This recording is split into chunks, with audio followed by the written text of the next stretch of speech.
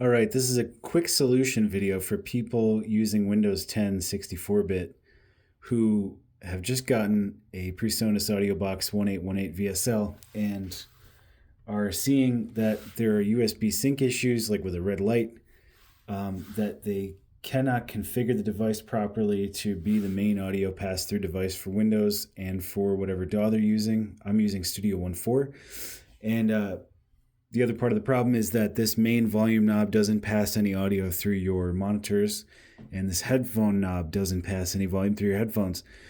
So this is an issue of the incorrect version of Universal Control being installed, which is PreSonus's control software for their interfaces and mixers, as well as lacking the correct driver.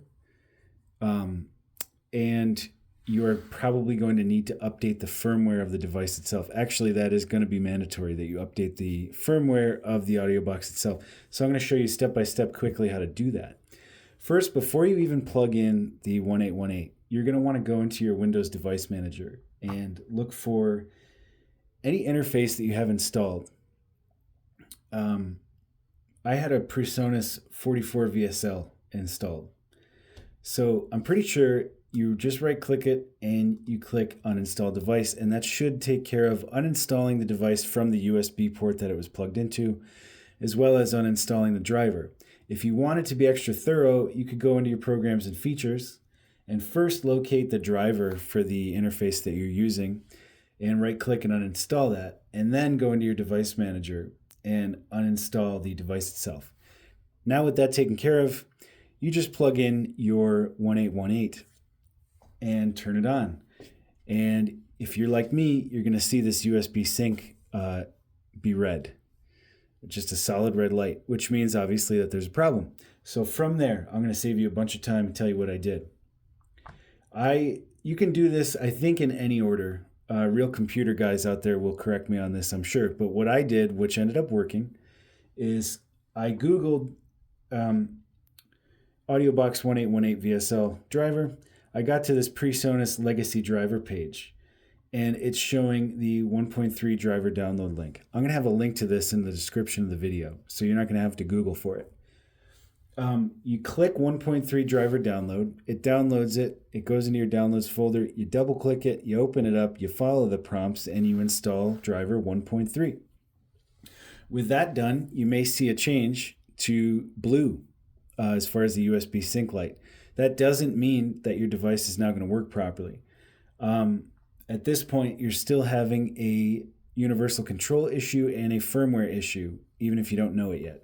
So what I did after that was I found support downloads for the AudioBox, and I selected the correct device and the correct operating system, and it brought me to Documents and Software Downloads.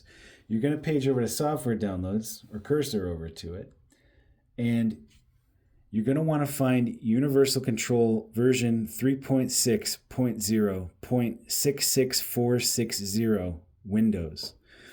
I'm going to have that linked in the description, so you're not going to have to hunt for it. And you click that, it downloads the installer.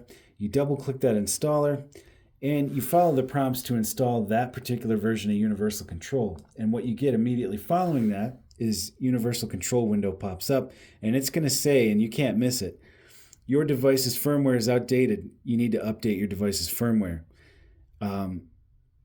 You're going to follow that prompt, and you're going to install firmware version 1.49, which is the final version of firmware that they made for the 1818VSL before they discontinued it and discontinued product support.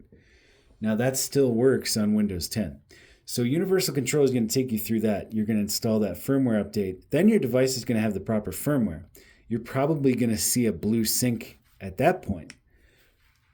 So now you have the proper Universal Control, the proper firmware, and the proper driver installed for your device. You probably won't, in fact, get any sound passing through the main volume knob or your headphones knob, which was the entire original problem, which prompted me to go on this search to fix it. So at that point, you might want to give up and sell your audio box. I wouldn't do that just yet.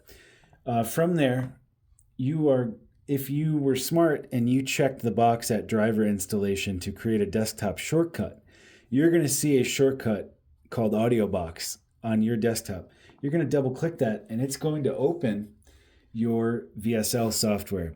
VSL was a virtual software monitoring utility that PreSonus rolled out back in the day in 2011 when this interface came out, because it was a way to provide low latency monitoring for people who were using the interface to monitor live while they recorded. This was to get around CPU threshold hangups of older computers at the time. This is not necessary anymore.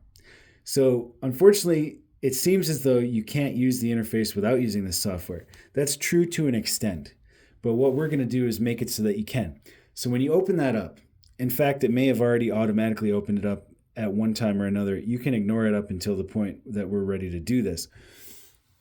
When you first open it up, it's going to have a window that says you need to update your device's firmware. And you might panic like I did and say, but wait a minute, I just did update the firmware.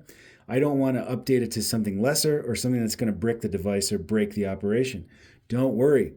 This isn't a true firmware update prompt.